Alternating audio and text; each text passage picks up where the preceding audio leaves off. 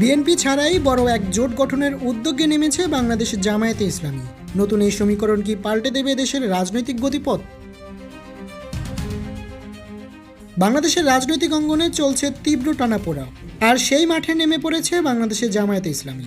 দলটির নায়েবে আমির সৈয়দ আবদুল্লাহ মোহাম্মদ তাহির স্পষ্ট ভাষায় জানিয়েছেন, তারা একটি নতুন জোটের স্বপ্ন দেখছেন, যেখানে বিএনপি থাকবে না। ৩ সেপ্টেম্বর বুধবার এক সংবাদ মাধ্যমকে দেওয়া একান্ত সাক্ষাৎকারে তাহির বলেন, আমরা একটা জোট করতেছি যেখানে বিএনপি থাকবে না। সেখানে বিএনপির বাইরে মেজর রাইট, কিছুটা লেফট, ইসলামিস্ট সবাই থাকবে। আমরা সেই চেষ্টাই করছি ইনশাল্লাহ।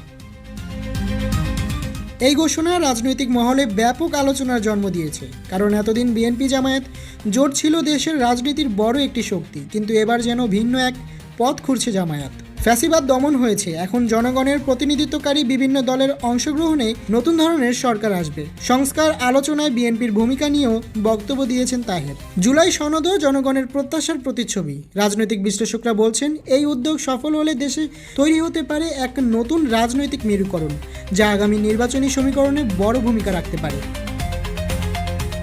বিএনপি ছাড়াই কি জন্ম নেবে নতুন এক শক্তি, নাকি এই উদ্যোগও হারিয়ে যাবে আগের মতো? বাংলাদেশের রাজনৈতিক দাবা খেলায় এই নতুন চাল কোথায় গিয়ে থামবে, সেটি এখন সবার কৌতূহলের কেন্দ্রবিন্দু। মোহাম্মদ কাবির, রাজনৈতিক ডেস্ক, দোয়েল নিউজ।